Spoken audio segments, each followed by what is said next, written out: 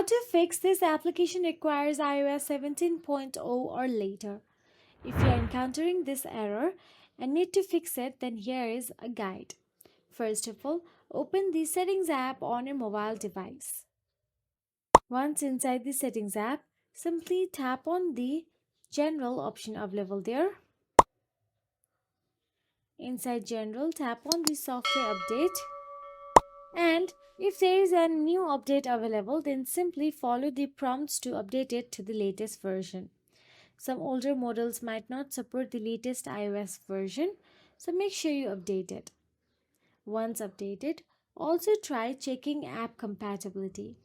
Ensure that the apps you are trying to install is compatible with your device and iOS version, because sometimes the app requires specific iOS versions. If the app is outdated and no longer compatible with your version of iOS, you might need to look for an alternative app. And once you check the app compatibility, you can simply go back to the Settings app on your mobile device. Inside Settings, go to the General.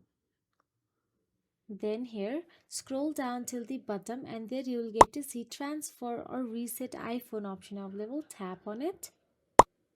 Then tap on the Reset and tap on the Reset All Settings. And that is it. If you found this video helpful, please like, share and subscribe, and thank you so much for watching.